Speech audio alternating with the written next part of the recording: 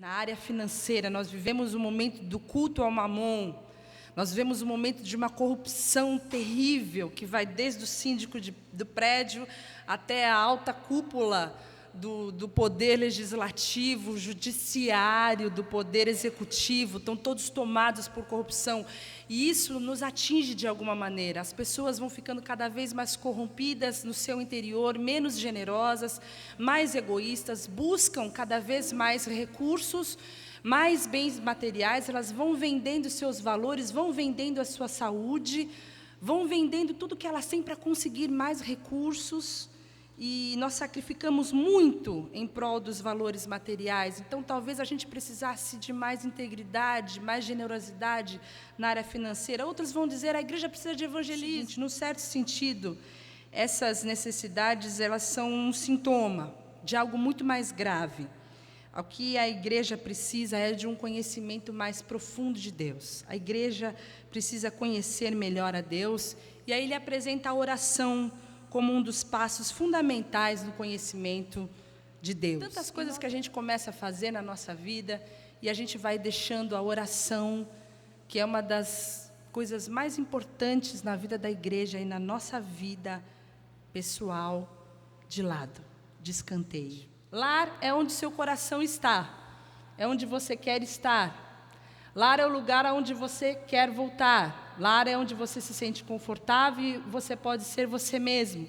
É o lugar de proteção e segurança. É onde você pode levar seus amigos quando você deseja ter comunhão com eles. Lar é a nossa base de operações. Lá é o centro do que fazemos. Lar é onde você encontra a sua força para a vida, comer e dormir. Lar é onde as pessoas e as coisas que mais amamos são encontradas. Esse foi o conceito que nós trouxemos na semana passada de permanecer em Cristo.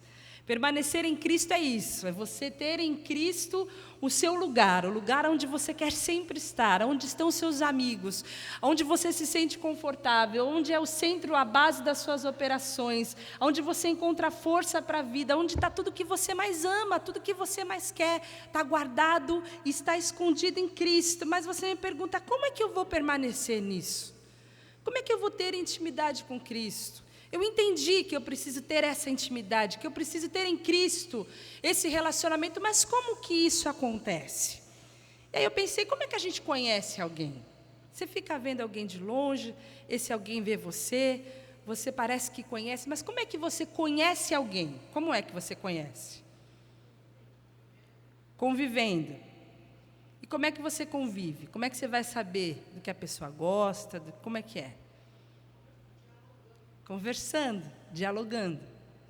E da mesma forma é com Deus, irmãos. Nós precisamos ter esse relacionamento e essa intimidade com Deus e conversar com Deus.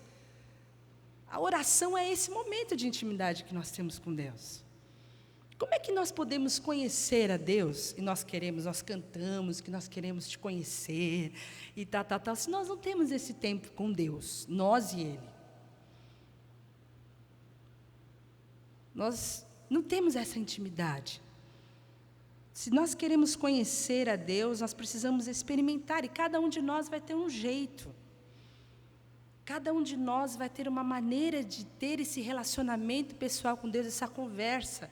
Vai ter gente que vai precisar separar um tempo logo pela manhã. Vai ter gente que vai desenvolver um momento de oração durante todo o dia. Vai ter gente que vai conseguir fazer isso com toda a família, todos os dias também. Cada um vai ter o seu momento, mas todos nós precisamos ter um momento de intimidade com Deus. Um momento de relacionamento, um momento onde a gente tem uma conversa. E é interessante que, às vezes, a gente chega num momento de oração e a gente quer contar tudo para Deus. É oração relatória. Aconteceu isso, eu quero isso. E Ele sabe tudo da gente. Ele não precisa de relatório, Ele sabe de todas as coisas. O final do que a gente vai pedir, Ele também já sabe. Salmos fala que a palavra ainda não chegou à nossa boca e Ele já conhece.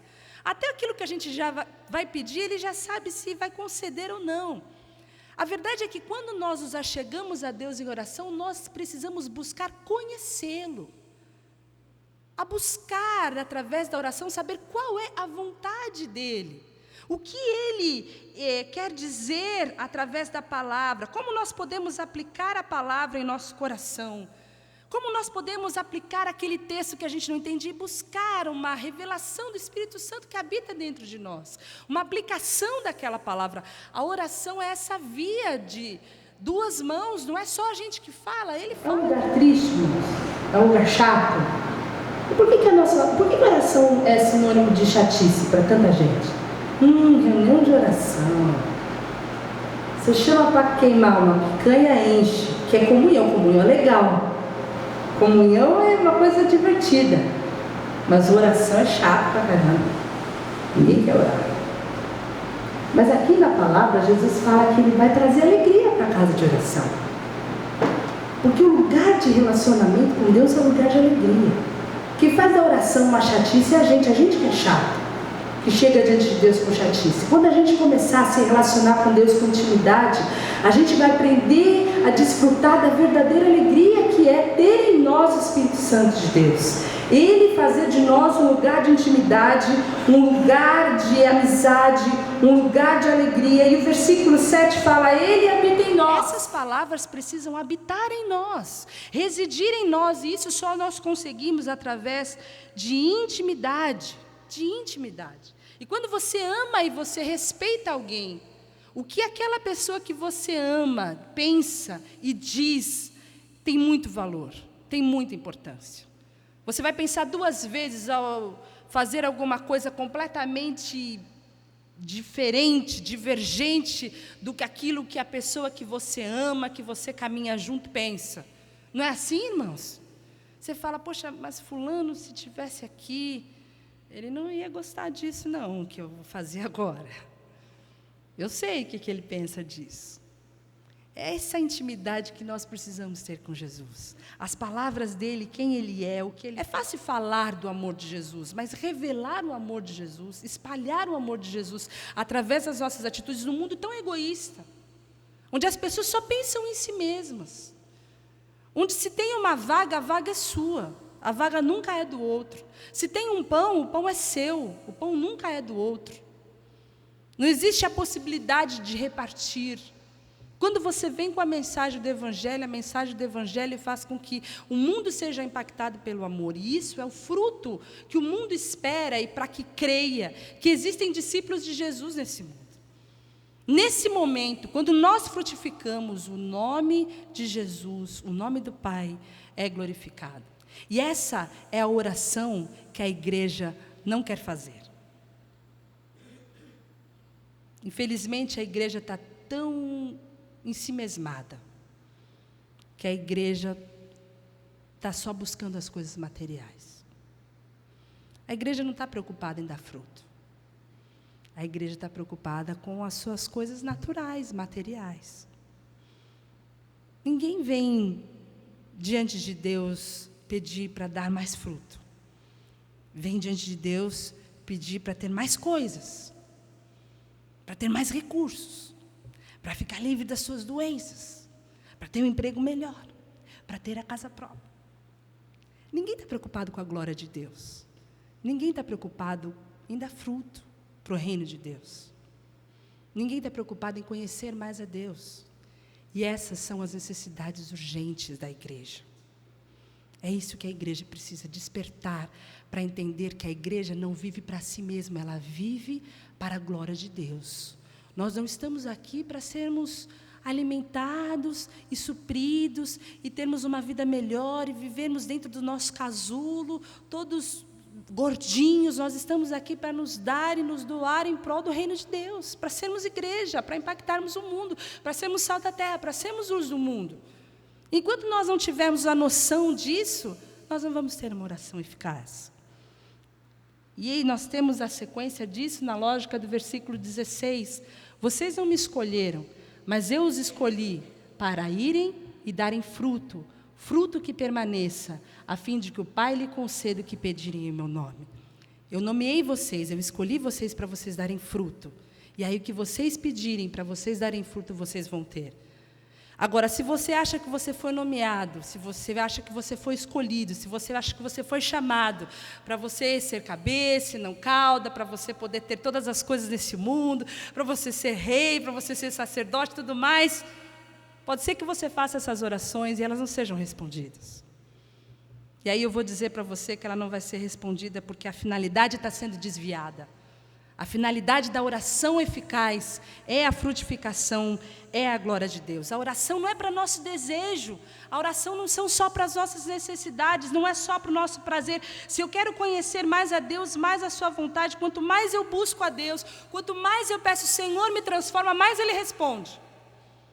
Eu peço paciência, Ele manda tribulação. Eu falo, Senhor, me ajuda a amar minha sogra, ela pisa na bola comigo. Você quer amar? Então, ela vai te ajudar a amar. Não é assim? Senhor, me ajuda a amar meu chefe, ele vai ser grosso com você. Você vai entrar, ele já vai te espinafrar logo na segunda-feira, 7h30 da manhã. Você está pedindo, ele vai te ajudar a ser transformado. As coisas vão mudar. Aí você fala, poxa, mas Jesus ensinou a gente a orar pelas nossas necessidades. Ele ensinou, ele falou que eu posso orar, o pão nosso de cada dia me dá hoje. E é verdade. E você vai ver que existem outros inúmeros casos na Bíblia de orações por desejos e por necessidades físicas, orações por proteção contra inimigos, para escapar do perigo, sucesso na vocação ministerial, fertilidade, necessidade de amor, de amar mais, recuperação de doenças. Existem várias situações. E não são orações erradas, irmãos. Porque Ele é o nosso Pai. E você pode pedir o que você quiser para o seu Pai. Quem sou eu para dizer o que você vai pedir, o que você não vai pedir para o seu Pai? Você pode pedir todas as coisas, Ele é o seu Pai. Mas o ponto é que todos esses desejos e todas essas necessidades precisam estar subordinadas e alinhadas ao desejo espiritual acima de todas as coisas. E eu vou dar um exemplo para você. De Jesus. Ele estava indo para ser crucificado. Está lá no momento do Getsemane. E aí ele fala, ai Pai, se possível passa de mim esse cálice. Se der, me livra dessa. Aí ele alinha o pedido. Contudo, não seja feita a minha vontade, mas a tua. Se a oração dele parasse, se possível, passa de mim esse cálice, ia ser uma oração ineficaz. Entendem isso? Mas quando ele alinha com a vontade de Deus e fala, seja feita a tua vontade, a prioridade é a tua vontade, a prioridade é o teu reino, a prioridade é a glorificação do nome do Pai, a prioridade é a salvação do mundo, a prioridade é que todos venham ao arrependimento. Nesse momento, a oração se torna eficaz. Porque nesse momento a glória de Deus se manifesta e Ele vai para a cruz. E a oração do se possível passa de mim esse cálice e o Pai fala, filho, não é possível. Você já escolheu a cruz desde antes da fundação do mundo. Vamos embora para a cruz. E Ele vai para a cruz por amor a nós.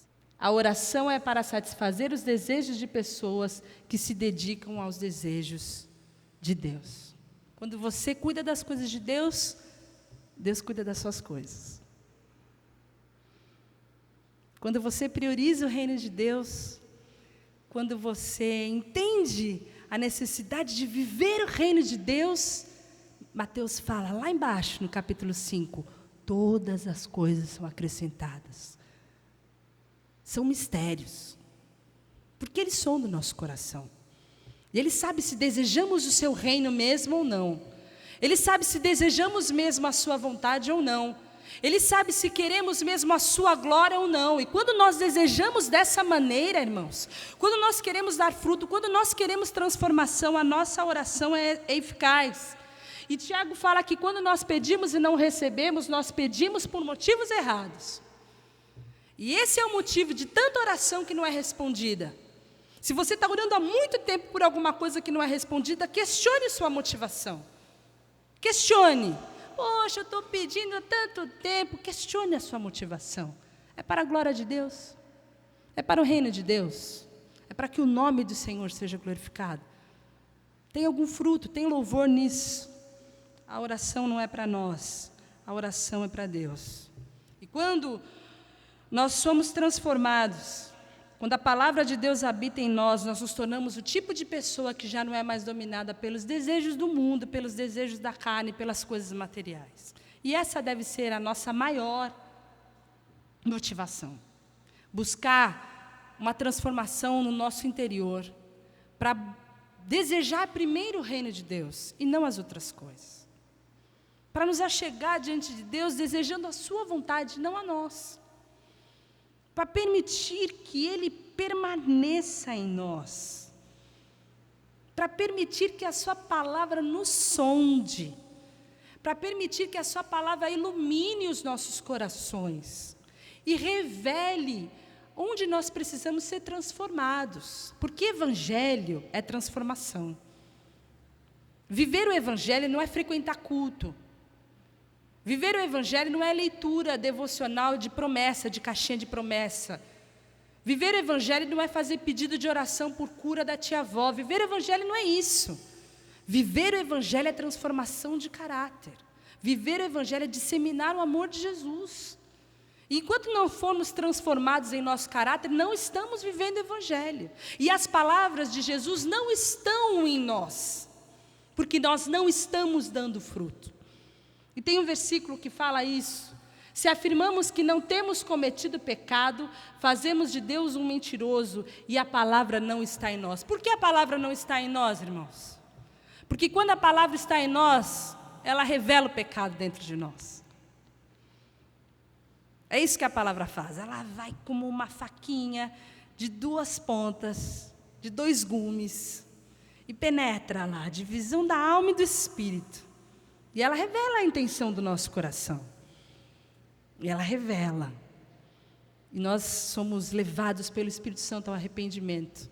E se todo dia nós nos colocarmos diante de Deus, irmãos, eu posso dizer com convicção, todo dia nós vamos ser confrontados pela palavra de Deus a sermos mudados e transformados e sermos melhores para a glória de Deus.